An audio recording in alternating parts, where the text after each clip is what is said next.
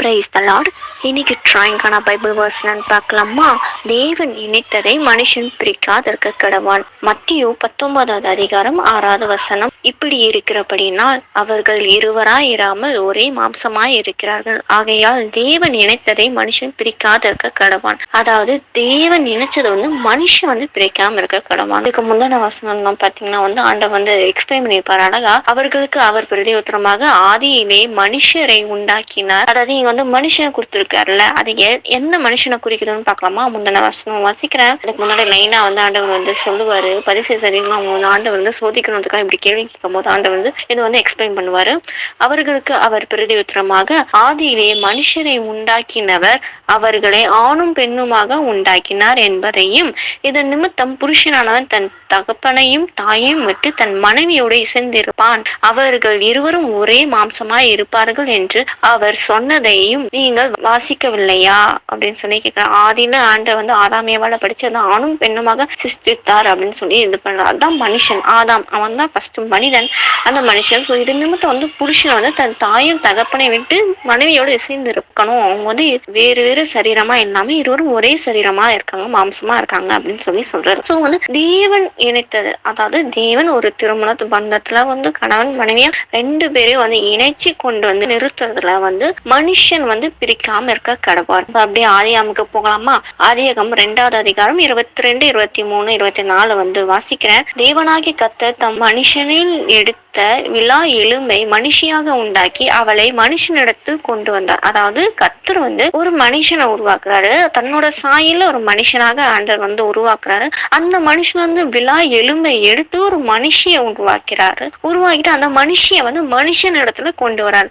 அதேதான் திருமணத்துக்கு ஆண்டவர் ஆணும் பெண்ணும் இணைக்கும் போது ஆண்டவர் மனுஷிய மனுஷன் இடத்த கொண்டு இணைக்கிறார்.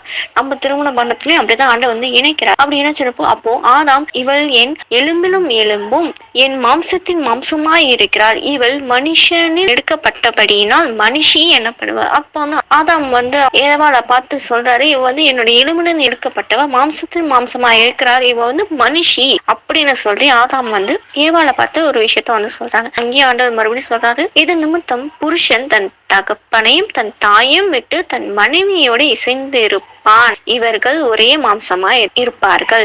பழைய பாட்டிலையும் இந்த விஷயம் சொல்லியிருப்பாரு, ஆனா புதிய பாட்டிலையும் இந்த விஷயத்த சொல்லியிருப்பாரு. இந்த மனுஷன் அப்படின்றது நிறைய பேரை குடிக்கல, ஒரே ஒருவர், அதுவும் என்ன ஹஸ்பண்ட், புருஷன் மட்டும்தான். சோ இப்ப முன்னாடி நம்ம படிச்சோம் இல்லையா, தேவன் இணைச்சதை மனுஷன் பிரிக்காத இருக்க கடவான். இப்பெல்லாம் நிறைய குடும்பத்துல சண்டை பிரச்சனை வந்துச்சுனாவே எனக்கு இவங்க தான் காரணம், என் சொந்தக்காரங்க தான் இப்படி பண்ணாங்க, எங்களுக்குள்ள பிரிவினை கொண்டு இவங்க தான், என் ஃப்ரெண்ட்ஸ் தான் இப்படி பண்ணாங்க, இவங்க சொல்லிதான் நான் செஞ்சேன் அப்படின்னு சொல்லி பிசாசானவன் நிறைய பேரை நம்ம சுத்தி இருக்க ரிலேட்டிவ்ஸும் தாய் தகப்பன்மாரும் ஃப்ரெண்ட்ஸை கொண்டு குடும்பத்துக்குள்ள ஒரு பிரிவினை, கணவன் மனைவி கூட ஒரு பிரிவினை, பிரச்சனை, டிவோர்ஸ் வரைக்கும் போறதுக்கு காரணமா பிசாசானவன் சுத்தி இருக்கிற ஆட்களை எழுப்புறான். இதேதான் ஆதாம் ஏவாளுக்கு ஆண்டவரோட இருக்க ரிலேஷன்ஷிப்பை பிரேக் பண்ணணுன்றதுக்காக வலு செருப்பு நயம் வஞ்சினியா பேசி ஏவாளை வஞ்சித்து, ஏவாள் புருஷனை வஞ்சித்தனால ரெண்டு பேருமே வஞ்சிக்கப்பட்டவங்களா காணப்படுறாங்க. சுத்தி இருக்கிறவங்க மூலியமா தான் பிசாசு எழுப்புவான். கணவன் மனைவிக்குள்ள பிரச்சனை, ஒரு சின்ன ஒரு மிஸ் அண்டர்ஸ்டாண்டிங் வந்தாவே கணவன் வீட்டாருன்னு பாத்தீங்கன்னா அந்த பொண்ணு வேணாம் விட்டுரு, நம்ம டிவோர்ஸ் பண்ணிக்கலாம், வேற ஒரு பொண்ணு சூஸ் பண்ணிக்கலாம் அப்படின்னு சொல்லி ஹஸ்பண்ட் வீட்டு சைட்ல இப்படி பேசுறாங்க. இதே பொண்ணு வீட்டு சைடு அவங்க இப்படி பண்ணிட்டாங்களா, வேணாம் நீ புட்டி பிடிக்க தூக்கிட்டு வா, வீட்டுக்கு வா, நாங்க பாத்துக்கிறோம் அப்படின்னு சொல்றாங்க. ஆட்கள் எப்படி இருக்காங்க?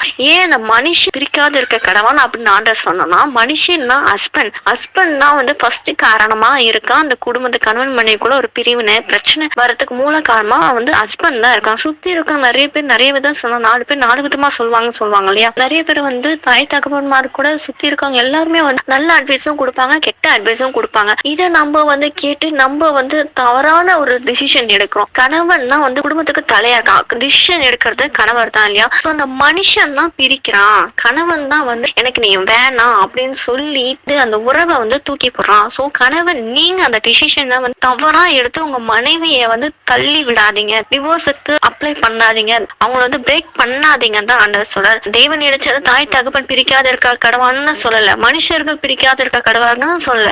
குறிப்பிட்ட ஆண்டவர் மனுஷன் பிரிக்காத, அதாவது ஒரு நபர், அந்த குடும்ப தலைவர் ஹஸ்பண்ட் வந்து இந்த குடும்பத்துல ஒரு விரிசல் பிரிவினை கொண்டு வராம இருக்க கடவான், பிரிக்காத இருக்க கடவான்னு ஆண்டவர் சொல்றாரு. சுத்தி இருக்கவங்க 1000 பேர் என்ன சொன்னாலுமே அதை நீங்க கரெக்டா டிசிஷன் யோசிச்சு முடிவு எடுக்கணும். அந்த குடும்பத்தை கட்டுறவங்களா நீங்க இருக்கணும். அந்த டிசிஷனை நீங்க கர்த்தர்கிட்ட இருந்து ஆலோசனை கேட்டு அதபடி நடங்க அப்படின்னு தான் ஆண்டவர் சொல்றாரே தவிர மனுஷங்க சொல்லி நீங்க வந்து செய்யாதீங்க அப்படின்னு தான் சொல்றேன். முந்தின வசனம் நீங்க பாத்தீங்கன்னா தாய் தகப்பனை விட்டு புருஷன் வந்து மனைவியோட இசைந்து இருப்பாங்க. அங்க வந்து தாய் தகப்பனை வந்து மென்ஷன் பண்ணிருப்பாங்க. ஆனா அடுத்த வசனம் சொல்றது தேவன் இணைத்தது மனுஷன் பிரிக்காது இருக்கக்கூடாது. அதாவது கணவன் நீங்க வந்து பிரிவினை டிவோர்ஸ்க்கு கொண்டு போகாதீங்க, பிரிக்காதீங்க, இந்த ரிலேஷன்ஷிப்பை பிரிக்காதீங்க, கர்த்தர்கிட்ட ஆலோசனை கேளுங்க அப்படின்னு தான் ஆண்டவர் சொல்றாரு. இதுக்கு எக்ஸாம்பிளா வந்து பாத்தீங்கன்னா வந்து யோசிப்பு, ஆண்டவர் வந்து மரியாள் வயிற்றுல வந்து உற்பத்தியாக வந்து பிறக்க போறாங்க. யோசிப்பு அறிஞ்சுக்கிறாங்க. அந்த வசனம் வந்து வாசிக்கலாமா? மத்திய 1:19-20 வசனம் வாசிக்கிறேன். அவள் புருஷனாகிய யோசேப்பு நீதிமானாய் இருந்து அவளை அவமானப்படுத்த மனதில்லாமல் ரகசியமாய் அவளை தள்ளிவிட யோசனாய் இருந்தான். அதாவது யோசேப்பும் மரியாளும் வந்து கூடி வராங்க. கூடி வரும்போது மரியாள் வந்து கர்ப்பவதியா இருக்காங்கன்ற தெரிஞ்சதுனால வந்து யோசேப்பு என்ன பண்றாரு, அவர் வந்து நீதிமானா இருக்காரு. சோ வந்து தம் மனைவியை வந்து, அதாவது மனைவியை ஆக போறவங்க வந்து அவமானப்படுத்த அவங்க மனதில்லாம வந்து ரகசியமா தள்ளி விடும். அந்த ரகசியமா தள்ளி விடுறதே வந்து என்ன, டிவோர்ஸுக்கு தான் அர்த்தம். ஏன்னா இவங்க வேணாம், என்கேஜ்மெண்ட் நிச்சயம் மானாவே இன்னாருக்கு இன்னார் தான் அப்படின்ற முடிவு ஆயிடுச்சு. அவங்க கணவன் மனைவியே வாழ போறாங்க அப்படி தெரிஞ்சு இவங்க வந்து ரகசியமா தள்ளி விடுறாங்க. அதாவது வந்து கணவன் மனுஷன் தான் வந்து இந்த மாதிரி முடிவை எடுத்து இந்த மாதிரி ரகசியமா தள்ளி விடலாம் அப்படின்னு சொல்லிட்டு யோசிப்பை வந்து முடிவு எடுக்கிறார். யோசிப்பு யாரு? மனுஷன், அதாவது ஹஸ்பண்டா ஆக போறாங்க. மனுஷன் இந்த தவறான முடிவு எடுக்கிறாங்க. அதுக்கு முன்னாடி கர்த்தரோட ஆலோசனை வந்து 20ஆம் வசனம் வாசிக்கிறேன். அவன் இப்படி சிந்தித்து கொண்டே இருக்கிறேன், கர்த்தருடைய தூதன் சொப்பனத்திலே அவனுக்கு காணப்பட்டு, தாவீதின் குமாரனாகிய யோசிப்பே, உன் மனைவியாக மரியாளை சேர்த்துக் கொள்ள ஐயப்படாதே, அவளிடத்தில் உற்பத்தியாயிருக்கிறது பரிசுத்த ஆவியினால் உண்டானது அப்படின்னு சொல்லி அங்க ஒரு ஆலோசனை கொடுக்கப்பட்டு, ஏன் கர்த்தர்கிட்ட ஆலோசனை கேளுங்க அப்படின்னு சொல்றது காரணம் இதுதான். நம்மளோட டிசிஷன், நம்மளோட தாட்ஸ் எல்லாமே வந்து தவறா இருக்கு. கர்த்தர் ஆலோசனை கொடுக்கும்போது அது பர்ஃபெக்டா இருக்கும். நீங்க கணவன் மாதிரி தனியா வந்து ஏதோ ஒரு விஷயத்துல இவங்க அப்படி சொல்லிட்டாங்க, 4 பேர் 4 விதமா சொன்னதுக்காக தவறான டிசிஷன் எடுத்து மனைவிகளை வந்து தள்ளி விடாதீங்க, டிவோர்ஸ் பண்ணாதீங்க, இந்த ரிலேஷன்ஷிப்பை பிரேக் பண்ணாதீங்க. நீங்க உடனே கர்த்தர்கிட்ட ஆலோசனை கேட்கறதுக்கு போங்க. தேவன் இணைத்ததான் மனுஷன் பிரிக்காது இருக்க கடவான் அப்படின்னு சொல்லி ஆண்டவர் சொல்றாரு. கணவன் மாதிரி தான் நிறைய அந்த டிவோர்ஸ்க்கு காரணமா இருக்கு. இதனால குடும்பத்துல வந்து சண்டை சச்சரவு, பிரிவினை, அடிச்சதுனால, கெட்ட வார்த்தை யூஸ் பண்ணது, தேவையான வார்த்தை யூஸ் பண்ணதுனால குடும்பத்துக்குள்ள அவ்வளவு சண்டை, பிரிவினை, பிரச்சனைகள், டிவோர்ஸ் வரைக்குமே இப்போது பிரிஞ்சு இருக்கிற காரணமா இருக்கு. இந்த பிசாசனா சுத்தி இருக்கணும் தான் ஏவுமா, வஞ்சிக்கிற மாதிரி செயல்களை ஆலோசனை கொடுக்குறேன்ற பல தவறான ஆலோசனை கொடுத்துட்டு இருப்போம். அதுக்கு நீங்க வந்து செவி சாய்க்காதீங்க. நேரா நீங்க தேவன் கிட்ட போங்க, தேவன் கிட்ட கேளுங்க. தேவனே, எங்களுக்கு இதெல்லாம் பிரச்சனை, இப்படி எல்லாம் பேசுறாங்க, இப்படி எல்லாம் நடந்துச்சு, நாங்க என்ன பண்ணணும் அப்படின்னு சொல்லி கர்த்தர்கிட்ட ஆலோசனை கேங்க. கர்த்தர் தெளிவான ஒரு ஆலோசனையை கொடுத்து திருப்பி உங்களோட உறவை, பந்தத்தை வந்து அது வலுவாய் இணைக்கிறதுக்காக கர்த்தர் கூடவே இருக்கார். நீங்க அவர்கிட்ட போய் ஆலோசனை கேளுங்க. ஏன் நம்ம கர்த்தர்கிட்ட ஆலோசனை கேட்கணும் அப்படின்றத நம்ம வேத வசனத்தோட பார்க்கலாமா? எபேசி 5:22 வாசிக்கிறேன். மனைவிகளே, கர்த்தருக்கு கீழ்ப்படிக்கிறது போல உங்கள் சொந்த புருஷருக்கும் கீழ்ப்படிங்க. கிறிஸ்து சபைக்கு தலையா இருக்கிறது போல புருஷனும் மனைவிக்கு தலையா இருக்கிறான், அவரே சரீரத்துக்கு ரட்சகராய் இருக்கார். அதாவது மனைவிகளை குறித்து சொல்றாங்க. நீங்க வந்து கர்த்தருக்கு கீழ்ப்படிந்து இருக்க போல உங்க சொந்த புருஷனுக்கு கீழ்ப்படிந்து இருங்க. கிறிஸ்து வந்து சபைக்கு வந்து தலையா இருக்க போது புருஷனும் மனைவிக்கு வந்து தலையா இருக்கான், சரீரத்துக்கு ரட்சகரா இருக்கிறாங்க அவங்க. அதாவது ஆண்டு வந்து கணவன் மனைவிக்குள்ள உறவும் ஆண்டவர் சொல்றாரு, ஆண்டவருக்கும் சபைக்கும் இருக்க உறவை வந்து இது மேட்ச் பண்ணி சொல்லுவாரு. இது வந்து நம்ம ஆலோசனை, கர்த்தர் நமக்கு கொடுக்குற ஆலோசனை. இந்த ஆலோசனை படி நம்ம நடக்கும் போது அந்த குடும்பம் கட்டப்பட்ட குடும்பமா இருக்கும். 24ஆவது வசனம், ஆகையால் சபையானது கிறிஸ்துவுக்கு கீழ்ப்படிந்து இருக்கிறது போல மனைவிகளும் தங்கள் சொந்த புருஷருக்கு எந்த காரியத்திலையும் கீழ்ப்படிந்திருங்க. அதாவது எசப்பா வந்து சபைக்கு வந்து தலையா இருக்கிறது போல, சபை வந்து கிறிஸ்துக்கு கீழ்ப்படிந்து இருக்கிறது போல மனைவிகளும் தன் சொந்த புருஷருக்கு எந்த காரியத்திலையும் கீழ்ப்படிந்து இருங்க அப்படின்னு சொல்லி ஆண்டவர் வந்து ஆலோசனையை கொடுக்கிறாரு. 25ஆவது வசனம், புருஷர்களே உங்கள் மனைவிகளில் அன்பு கூறுங்கள், அப்படியே அப்படியே கிறிஸ்துவும் சபையில் அன்பு கூற. இப்ப புருஷனுக்கு சொல்றாங்க, நீங்க மனைவிக்கு அன்பா இருங்க. கிறிஸ்து எப்படி சபைக்கு அன்பா இருக்கும் போல நீங்க புருஷர் மனைவிக்கு அன்பா இருங்க. 28வது வசனம், அப்படியே புருஷரும் தங்கள் மனைவிகளை தங்கள் சொந்த சரீரமாக பாவித்து அவர்களில் அன்பு கூற வேண்டும். தன் மனைவியில் அன்பு கூறுகிறவன் தன்னில் தான் அன்பு கூறான். அதாவது புருஷனுக்கு சொல்றாங்க, மனைவியை சொந்த சரீரமாக நீங்க பார்க்கணும். நீங்க மனைவியிடத்து அன்பு கூர்ந்தீங்கன்னா தனக்குத்தானே நீங்க அன்பு கூறதா அர்த்தம். தன் சொந்த மாம்சத்தை பகைக்கிறவன் ஒருவனும் இல்லையே. கர்த்தர் சபையை போஷித்து காப்பாற்றுகிறது போல ஒருவர் கூட தன் மாம்சத்தை போஷித்து காப்பாற்றுகிறான். அதாவது தன்னோட சொந்த சரீரத்தை மாம்சத்தை பகைக்கிறவன் யாருமே இருக்க மாட்டாங்க இல்லையா. கர்த்தர் எப்படி சபையை போஷித்து காக்குறாரோ அதே போல தன்னுடைய மாம்சத்தை அவங்க போஷித்து காக்குறாங்க. நாம் அவருடைய சரீரத்தின் அவயவங்களா இருக்கும், அவருடைய மாம்சத்திற்கும் அவருடைய எலும்புகளுக்கும் உரியவங்களா இருக்கும். அதாவது கிறிஸ்துவ கொடுத்துட்டாங்க. கிறிஸ்துவுக்கு நம்ம எல்லாருமே அவரோட சரீரமா இருக்கும், அவயவங்களா இருக்கும், எலும்புகளா இருக்கும். நம்ம எல்லாமே கிறிஸ்துவோட பிள்ளைங்களா இருக்கும். இது நிமித்தம் மனுஷன் தன் தகப்பனையும் தன் தாயையும் விட்டு தன் மனைவி எடுத்து இசைந்து இருவரும் ஒரே மாம்சமா இருப்பாங்க. இங்கே அதே தான் தகப்பன் தாயை விட்டு மனைவி எடுத்து இசைந்து இருக்கணும், இருவரும் ஒரே மாம்சமா இருக்கிறாங்க. இந்த ரகசியம் பெரியது. நான் கிறிஸ்துவை பற்றும் சபையை பற்றும் சொல்லுங்க. இது கணவன் மனைவிக்கு இருந்தாலும் கிறிஸ்துவ சபையை மட்டும் முக்கியமா சொல்றேன் அப்படின்னு சொல்லி பவுல் எபேசு உள்ள விசுவாசிகளுக்கு பரிசுத்தவான்களுக்கு சொல்றாரு. எப்படி எனில் உங்களில் அவன் தன்னிடத்தில் அன்பு கூறுவது போல தன் மனைவியிடத்திலும் அன்பு கூற கடவான். மனைவியும் புருஷனிடத்திலும் பயபக்தியா இருக்க கடவான்.